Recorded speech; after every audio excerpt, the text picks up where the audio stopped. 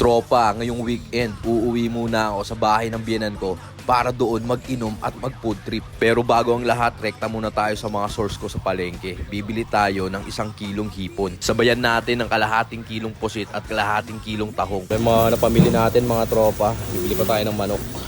208, kaibigan. Iyan o. 205. Salamat. Thank you.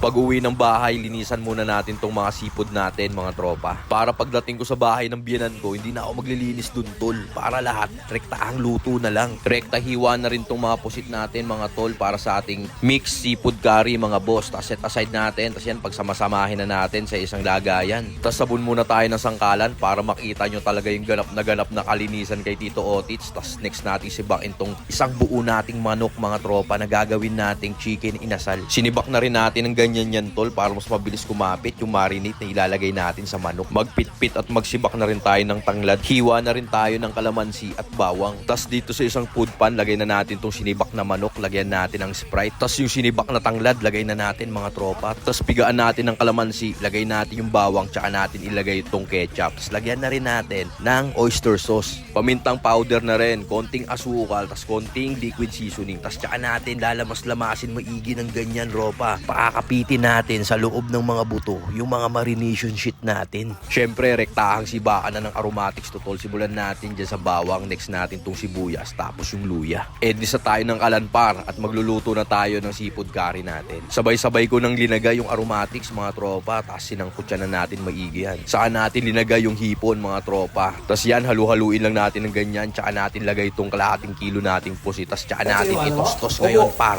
Sunod na rin natin tong kalahating kilong tahong, mga tol. Tapos yan, halo-halo lang ng ganyan. Saka natin lagyan ng shrimp cubes, asin, tapos lagay natin yung mais, tapos tsaka natin lagay itong siling pula at siling green. Saka natin lagay ngayon yung curry powder, tapos haluin na natin sa kanya maigi hanggang sa kapit na sa kanya. Tapos tsaka natin lagyan ngayon ng fresh gata na nasa lata.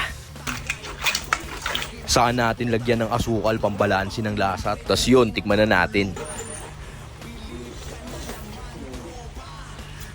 Dito naman tayo pumuo sa ating chicken inasal. Hindi na kami mag-uuling. Rektahan na to sa air fryer, tropa, para hindi na masyadong pagod. Tapos sibakin na rin natin tong mga prutas na in-score natin sa palengke para balanse ang inuman, tol. Tapos binigyan ko lang yung anak kong maulit. Tapos balik na tayo rito sa pagsisibak ng mga prutas natin. Lagay na rin natin tong sinibak nating peras at mansanas, mga tol, para talagang solidong solido. Tapos balik tayo rito sa in-air fryer natin. Balik na rin na natin siya, tapos salang uli. Tapos yan, luto na, mga tol. Kunin na muna natin tong unang salang. Tapos next natin tong wings ng manok. Same procedure lang naman silang lahat. Kaya yan, lagay na natin sa plato. Tapos set aside muna natin yan, mga tropa. At magsibak na tayo ng bawang at gagawin nating fried garlic yan. Rektahang sindi na agad to ng kalantol. Lagay tayo ng mantika. Tapos habang malamig pa yung mantika, lagay na natin itong mga bawang natin. Wala namang special dyan, tol. Gagawin lang natin crispy garlic yan. Tapos set aside muna natin yan. Dito naman, strain lang natin tong pinagmarinatan natin ng manok. Ayan kasi yung gagawin nating sarsa ng ating chicken inasal, mga tropa. Timplahan lang natin ng konting toyo, mang tumas, tapos lagyan natin ng pamintang powder. Tapos yun na yung tropa, halo-halo lang maigi, tapos pinakapampalapot niya, cornstarch slurry. Saka natin lagyan ng margarine para bumango yung ating sarsa. May napulot ka na namang diskarte kay Tito Otits, ropa. Tapos ito namang in-air fryer nating mga manok. Pagsisibakin na natin yan, pa rekta plating na agad para matimusan na namin to. Syempre, lalagay na natin itong mabisa nating sarsa ng manok, tropa. Tapos saan natin ilagay yung ginawa nating fried garlic kanina. Agagay! Napakabisa at napakainam niyan, ropa.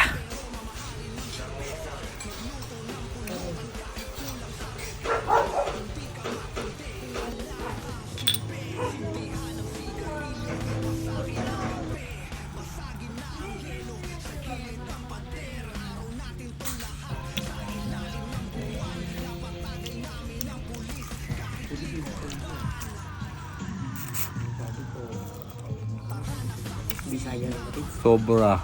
Patanghali na ako nagising yan, kaya rekta luto na tayo. Magluluto nga pala tayo dyan ng sinigang na bangus. Ang diskarte ko sa pagsisigang, ginigis ako talaga, par. Para kapit na kapit yung mga aromatic sa ating shitty bangus. After igisa, sali natin dito sa kaldero para malagyan na natin ng sabaw. Tutubigan muna natin yan, syempre. Nung kumulo, lagay na natin yung mga gulay at magiinom pa pala kami ngayong tanghali. Meron tayong papaitan, mga tropa. Okay tayo. nakataba ko yung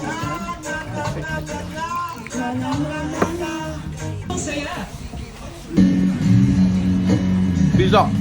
After namin tumagay sa bahay ng biyanan ko, rekta naman tayo rito sa Gentry, dito sa Metro Walk, Garden Cafe and Grill. Umorder tayo rito ng Lapas Batchoy, authentic Lapas Batchoy, tropa. Medyo ginutom ang mga otits nyo, kaya syempre kailangan natin pumood trip.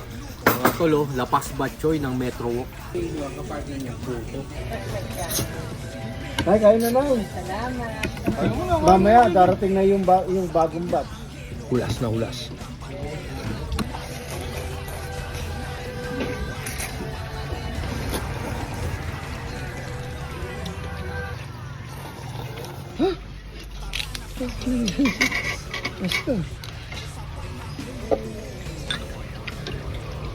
Try mo na yung Ito pala yung mga menu nila, mga tropa. Pakipost na lang para ma-atik nyo.